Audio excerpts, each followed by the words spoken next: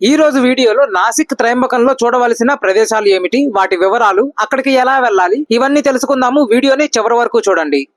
Hi friends, అందరికీ నమస్కారం. Welcome to my channel.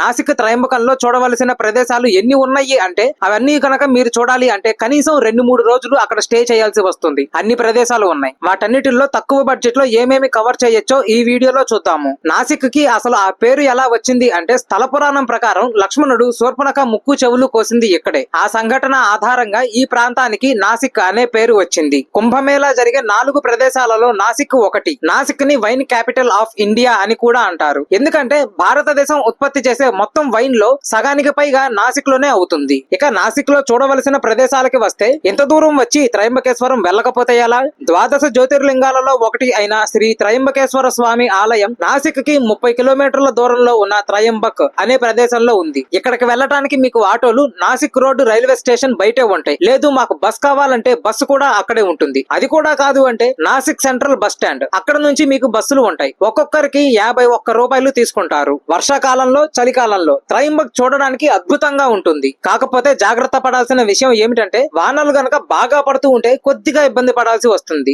మేము వెళ్ళినప్పుడు వానలు ఎక్కువగా లేవు, జల్లులు పడుతూ ఉన్నాయి అంతే. నాసిక్ త్రయంబకం వెళ్లే వాళ్ళు చూసుకోవలసిన మరొక విషయం, ఎప్పుడు వెళ్తున్నారు? లాంగ్ వీకెండ్స్ లో వెళ్తున్నారా? పండుగలు, శ్రావణ మాసం, కార్తీక మాసం ఇలాంటి టైంలో వెళ్తున్నారా? అయితే జాగ్రత్త. ఎందుకంటే అలాంటి టైంలో మీకు హోటల్ దొరకడం కూడా చాలా కష్టం. ఎక్స్పీరియన్స్ తో చెప్తున్నాను, జాగ్రత్త పడండి. ఏంటి ఎక్స్పీరియన్స్ అంటారా? మేము నాసిక్ కు చేరుకుంది ఆగస్టు 16వ తారీఖు, లాంగ్ వీకెండ్. ఆ సమయంలో శ్రావణ మాసం నడుస్తుంది. అదే రోజు శ్రీకృష్ణ జన్మాష్టమి. సరిపోయింది. మాకు హోటల్ దొరకడానికి అరగంట సేపు ఆటోలో చక్కర్లు కొట్టాం. అతి కష్టం మీద ఒక డార్మెటరీ దొరికింది. అది కూడా ఒక్కొక్కరికి 500 తీసుకున్నారు. మేము ఇద్దరం వెళ్ళాం. అదే మామూలు రోజుల్లో గనక వెళ్ళినట్టయితే ఆ 1000 రూపాయలకి ఒక రూమే వచ్చేది. కాబట్టి ఎప్పుడు వెళ్తున్నారు అన్నది చూసుకొని వెళ్ళండి. బడ్జెట్ ఒక్కటే కాదు, ఇలా సీజన్ లో గనక వెళ్ళినట్టు అయితే దర్శనం అవడానికి కూడా మీకు చాలా సేపు పడుతుంది. అది కూడా జరిగింది మాకు. మామూలు రోజుల్లోనే త్రయంబకంలో దర్శనం అవ్వడానికి 2-3 గంటలు పడుతుందంట. ఇందాక నేను చెప్పాను కదా కొన్ని ప్రత్యేకమైన రోజులు. అలా ఏమైనా ప్రత్యేకమైన రోజులు అయితే అది ఇంకా ఎక్కువసేపు పడుతుంది. ఇందాక చెప్పానుగా మేము వెళ్ళింది లాంగ్ వీకెండ్, శ్రావణ మాసము, శ్రీకృష్ణ జన్మాష్టమి అని. త్రయంబకంలో దర్శనం క్యూ లైన్ లోకి మేము ఉదయం పూట 7:30 గంటలకు వెళ్తే దర్శనం అయిపోయి బయటకు వచ్చేసరికి మధ్యాహ్నం 3 అయ్యింది. గుడి లోపల ఉండే క్యూ కాంప్లెక్స్ లో త్రాగునీరు, వాష్రూమ్స్ వంటి సదుపాయాలు ఉంటాయి. కానీ రద్దీ బాగా ఉండి క్యూ గనక గుడి లోపల నుండి బయటికి కూడా వచ్చేసింది అంటే అక్కడ మాత్రం మీకు సదుపాయాలు ఉండవు. నాసిక్ త్రయంబకం వెళ్లేటప్పుడు తీసుకోవాల్సిన జాగ్రత్తల గురించి, మేము ఎదుర్కొన్న సమస్యల గురించి మరొక వీడియో చేశాను. మీరు గనక ఆ వీడియో చూడనట్టయితే లింక్ కింద డిస్క్రిప్షన్ లో ఇస్తాను, అది కూడా చూడండి. నాసిక్ ప్రాంతంలో గుడుల నిర్మాణం వేరేగా ఉంటుంది. మనకి గానీ ఇక్కడ ఉన్నట్టు ధ్వజస్తంభాలు అవన్నీ ఉండవు. మనది అంతా ద్రవిడ ఆలయ నిర్మాణ శైలి, వాళ్ళది వేరే. కానీ బాగుంటుంది, గమనించండి. నాసిక్ త్రయంబకంలో నేను చూసిన దేవాలయాల్లో ఆర్కిటెక్చర్ పరంగా నాకు విపరీతంగా నచ్చిన దేవాలయం శ్రీ స్వామినారాయణ దేవాలయం. మీరు గనక నాసిక్ వెళ్ళినట్టు అయితే ఖచ్చితంగా ఆ గుడి మిస్ అవ్వకుండా చూడండి. నాది గ్యారంటీ. అంత బాగుంటుంది ఆ గుడి. ఒక్కసారి చూసిరండి, మీకే అర్థమవుతుంది ఎందుకు చెప్తున్నాను. త్రయంబకేశ్వరంలో దర్శనం అయిపోయిన తర్వాత మీ దగ్గర గనక టైం ఉన్నట్టు అయితే గోదావరి జన్మస్థలాన్ని దర్శించండి. కాకపోతే దీనికోసం మీరు కొండ ఎక్కాల్సి వస్తుంది. ఆటోలు కూడా ఉంటాయి, కాకపోతే వాళ్ళు ఎక్కువ అడుగుతున్నారు. ఒకవేళ అక్కడ గనక వెళ్తున్నట్టు అయితే ఆల్రెడీ దర్శనం అయిపోయి తిరిగి వచ్చే వాళ్ళు ఉంటారు కదా, వాళ్ళని ఒకసారి అడగండి ఎంతసేపు పడుతుంది దర్శనానికి అని. ఎందుకంటారా, అది కూడా ఒక్కోసారి ఎక్కువసేపు పడుతుంది దర్శనం అవ్వడానికి. ఇందాక చెప్పాను కదా త్రయంబకేశ్వరంలో మేము దర్శనానికి పొద్దున్న 7:30కి క్యూలో నించున్నాము అని. టిఫిన్లు గానీ ఏమీ లేవు. దర్శనం అయిపోయి మధ్యాహ్నం బయటకు వచ్చేసరికి 3 అయ్యింది. అప్పుడు బయటకు వచ్చిన తర్వాత ప్రసాదాలు గానీ అట్లా షాపింగ్లు అన్ని చేసుకొని టిఫిన్ చేసి గోదావరి జన్మస్థలానికి వెళ్దాము అనేసరికి 4 ఏమయ్యింది. సరే వెళ్దాము అని అనుకుందాం. అప్పటికి కొంతమంది దర్శనం చేసుకుని తిరిగి వస్తున్నారు. సరే ఎంతసేపు పట్టింది గోదావరి జన్మస్థలానికి వెళ్లి చూసి తిరిగి రావడానికి అంటే, ఇప్పుడేంటి మేము పొద్దున్న ఎప్పుడో 10ంటికి వెళ్తే మేము ఇప్పుడు వస్తున్నామని చెప్పి మాకు 3:30-4 టైంలో చెప్తున్నారు. మీరు గనక ఇప్పుడు వెళ్ళారంటే ఇంకా వచ్చినట్టే అని అన్నారు. ఇంకా సరే అని చెప్పిన అక్కడ నుండి దండం పెట్టుకుని వచ్చేసాం. కాబట్టి ఒకవేళ మీరు గనక గోదావరి జన్మస్థలానికి వెళ్తున్నట్టు అయితే ఒకసారి కనుక్కొని వెళ్ళండి. ఇంకా త్రయంబకేశ్వరం గుడి చుట్టుపక్కలే చాలా గుడులు ఉంటాయి, అవి కూడా సందర్శించండి. అన్ని నడుచుకుంటూ వెళ్లేంత దూరంలోనే ఉంటాయి. ఇవి కూడా కాదు, మా దగ్గర ఇంకా టైం ఉంది, బడ్జెట్ ఎక్కువైనా పర్లేదు అన్నట్టయితే త్రయంబకం నుండి ఆటో మాట్లాడుకోండి. అక్కడ నుండి 7 కిలోమీటర్ల దూరంలో ఉన్న అంజనేరి అనే ప్రాంతంలో ఉన్న సిద్ధి హనుమాన్ ఆలయానికి వెళ్ళండి. అక్కడి వారి మాటల ప్రకారం హనుమంతుని జన్మస్థలం అది. ఇవన్నీ చూసుకున్న తర్వాత నాసిక్ కి తిరిగి వచ్చేసేయండి. ఇంకా మిగిలింది నాసిక్ లో చూడాల్సిన ప్రదేశాలు. నాసిక్ లో ప్రధానంగా చూడాల్సింది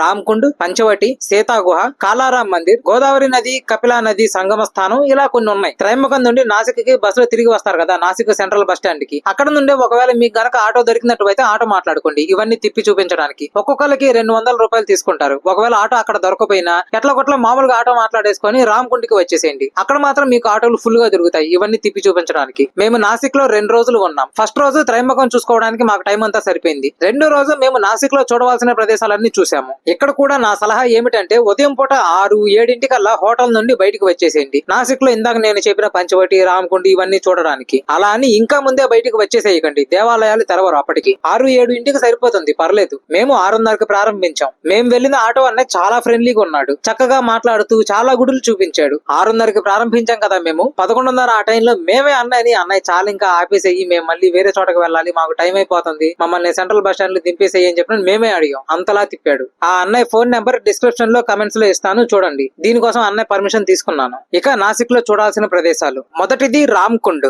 స్థల పురాణం ప్రకారం వనవాస సమయంలో సీతారామ లక్ష్మణులు ఈ ప్రాంతంలోనే కుటీరం వేసుకుని నివసించారు. రాముడు ఇక్కడ రామకుండులోనే స్నానం చేశాడు అని, తండ్రి దశరథునికి శ్రాద్ధ కర్మలు చేశాడు అని స్థల పురాణం. ఇక్కడ అస్థి విలయ తీర్థం ఉంటుంది. చనిపోయిన వారి ఎముకలు, అస్థికలు, చితాభస్మం ఇక్కడ నదిలో కలుపుతారు. నెహ్రూ, ఇందిరాగాంధీ వంటి వారి చితాభస్మం కూడా ఇక్కడ నిమజ్జనం చేశారు. ఇక్కడ రామకుండికి ఎదురుగానే గంగా గోదావరి గుడి, ఎన్నో శివాలయాలు, సూర్యనారాయణ గుడి, ఇలా ఎన్నో చిన్న చిన్న గుడులు ఉంటాయి. ఇక్కడ మీరు గమనించాల్సిన ఇంకొక విషయం ఏమిటంటే చాలా వరకు కూడా శివాలయాల్లో శివలింగం కొద్దిగా భూగర్భంలోకి ఉంటుంది. అంటే నందీశ్వరుడు మామూలుగా గుడి ఏ లెవెల్లో ఉంటుందో అట్లా కాకుండా కొద్దిగా కిందకి ఉంటుంది. ఈ రామకుండికి కొద్దిగా దూరంలోనే దుతోండ్య మారుతి అనే ఒక స్తూపం లాంటిది ఉంటుంది. దీనికి 2 వైపులా హనుమంతుని మూర్తి ఉంటుంది. పాత రోజుల్లో ఈ హనుమంతుని విగ్రహాన్ని వరదల సమయంలో హెచ్చరికల కోసం కూడా ఉపయోగించేవారు. ఎలా అంటే ఒకవేళ వరద నీరు గనక హనుమంతుని పాదాల వరకు వచ్చినట్టు అయితే వరద తక్కువ స్థాయిలో ఉన్నట్టు, ఒకవేళ ఆ వరద నీరు మోకాలి వరకు వచ్చిందంటే కొద్దిగా ప్రమాద స్థాయిలో ఉన్నట్టు, అదే పూర్తిగా మెడ వరకు గాని మొత్తం మునిగిపోయినట్టు గాని వచ్చినట్టు అయితే భయంకరంగా ఉన్నట్టు.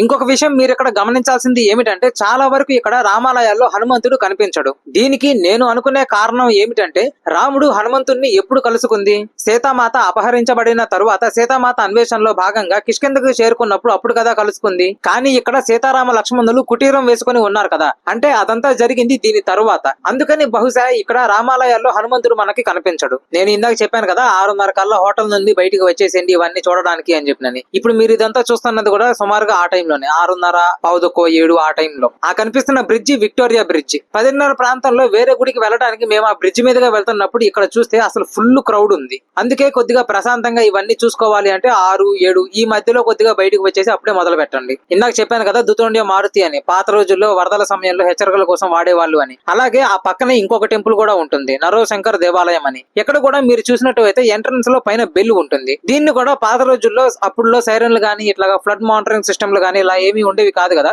ఒకవేళ వరదలు గనక ప్రమాద స్థాయిలో ఉన్నట్టు అయితే ఈ బెల్ కొట్టి చుట్టుపక్కల ఉన్న ప్రజలు అందరినీ హెచ్చరించేవారు. రామకుండ్ సందర్శించిన తరువాత మీరు చూడాల్సింది శ్రీ కపాలేశ్వర మహాదేవ్ దేవాలయం. ఇది రామకుండ్ పక్కనే ఉంటుంది. రోడ్డుకి అవతల పక్క రామకుండ్ అయితే యువతల పక్క ఈ దేవాలయం ఉంటుంది. స్థల పురాణం ప్రకారం శివుడు ఒకానొక సమయంలో గోహత్య చేస్తాడు. ఆ పాపం పోవడానికి ఇక్కడ రామకుండ్ లో స్నానం చేస్తాడు. దానికి గుర్తుగా ఇక్కడ ఈ శివాలయం ఉంటుంది. కానీ ఇక్కడ నందీశ్వరుడు ఉండడు. ఇక్కడ ఈ 2 చూసుకున్న తర్వాత మీరు వెళ్లాల్సింది పంచవటి సీతా గుహ.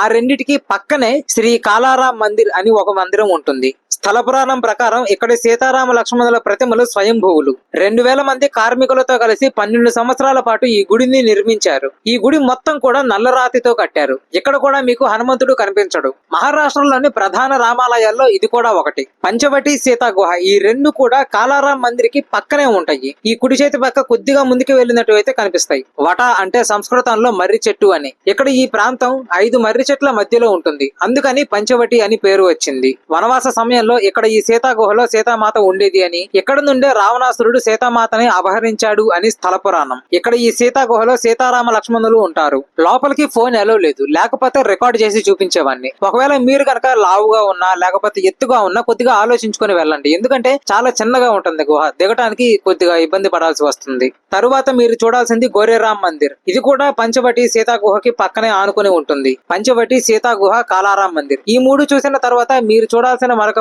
ప్రధాన ప్రదేశం తపోవన్. అక్కడికి వెళ్లే దారిలో మీకు నాగదేవత మందిరం, ఇందాక చెప్పాను కదా శ్రీ స్వామినారాయణ మందిరం అని, చాలా బాగుంటుంది అని, ఈ రెండు మీకు కనిపిస్తాయి. అక్కడ పక్కనే కేవడి బంచారా అని ఇంకొక మందిరం కూడా ఉంటుంది. ఇవన్నీ చూసుకున్న తర్వాత తపోవన్ కి రండి. తపోవన్ లో మీరు మొదట చూడాల్సింది రామ్ సృష్టి ఉద్యాన్. ఇక్కడ 108 అడుగుల ధర్మధ్వజంతో కూడిన 70 అడుగుల రాముడి విగ్రహం ఉంటుంది. వీడియోలో మీకు చిన్నగా అనిపించవచ్చు, కానీ చాలా పెద్దగా ఉంటుంది. ఇక్కడ తపోవన్ లోనే శూర్పణఖ ముక్కు చెవులు కోసిన ప్రదేశం కూడా ఉంటుంది. ఆ ప్రదేశం పక్కనే శ్రీ లక్ష్మణ శేషనాగ అవతార్ దేవాలయం ఉంటుంది. ప్రత్యేకంగా లక్ష్మణుడి కోసం ఉన్న అతి కొద్ది దేవాలయాల్లో ఇది కూడా ఒకటి. ఆ పక్కనే సర్వధర్మ మందిరం, దాని పక్కన శ్రీరాముని వనవాస స్థానం, ఇలా అన్ని పక్క పక్కనే ఉంటాయి. వీటన్నిటికీ ఎదురుగానే రోడ్డుకి అవతల పక్క గోదావరి నది, కపిల నది సంగమ స్థానం ఉంటుంది. ఇక్కడ కుడి చేతి పక్క నుండి వచ్చేది గోదావరి నది, ఎడమ చేతి పక్క నుండి వచ్చేది కపిలా నది. తపోవన్ మొత్తం చూసిన తర్వాత ఇక్కడ నుండి కొద్దిగా దూరంలో ఉండే భక్తిధామ్ చూడండి. చెప్పడం మర్చిపోయాను, ఇంకొక విషయం ఏమిటంటే ఇందాక స్టార్టింగ్ లో చెప్పాను కదా, ఈ ప్లేసెస్ అన్ని తిప్పి చూపించడానికి మనిషికి 200 తీసుకుంటారు ఆటో వాళ్ళు అని. అది ఒకవేళ క్రౌడ్ గనక తక్కువ ఉన్నట్టయితేనే. క్రౌడ్ గనక ఎక్కువ ఉన్నట్టయితే వెయిటింగ్ టైం ఎక్కువ ఉంటుంది కదా వాళ్ళకి, కాబట్టి ఎక్కువ డిమాండ్ చేస్తారు. మా దగ్గర ఇంకా టైం ఉంది, నాసిక్ లో ఇంకా ఏమైనా చూడాలి అని అనుకుంటున్నాము అన్నట్టు అయితే ముక్తిధామ్, సుందర నారాయణ మందిరం, వైన్ యార్డ్స్ ఇవన్నీ కూడా చూడండి. మీరు ఒకవేళ నాసిక్ నుండి షిరిడి వెళ్ళాలి అన్నట్టు అయితే నాసిక్ సెంట్రల్ బస్ స్టాండ్ నుండి మీకు షిరిడి బస్సులు దొరకవు. దానికోసం మీరు మహామార్గ్ అనే ఇంకొక బస్ స్టాండ్ కి వెళ్ళాలి. అక్కడ నుండి మీకు షిరిడి బస్సులు దొరుకుతాయి. ఒక్కొక్కరికి 162 రూపాయలు తీసుకుంటారు. ఈ వీడియోకి ఇంతే ఫ్రెండ్స్. ఈ వీడియో మీకు నచ్చింది అని అనుకుంటున్నాను. ఈ వీడియో కనుక మీకు నచ్చినట్టు అయితే లైక్ చేయండి, మీ ఫ్రెండ్స్ అండ్ ఫ్యామిలీకి షేర్ చేయండి. ఇటువంటి మరిన్ని వీడియోస్ కోసం మా శేషసాయి అఫీషియల్ యూట్యూబ్ ఛానల్ ని సబ్స్క్రైబ్ చేయండి. మీ సలహాలు, సూచనలు, అభిప్రాయాలు కింద కమెంట్స్ సెక్షన్ లో తెలపండి. జై శ్రీరామ్, జై హింద్.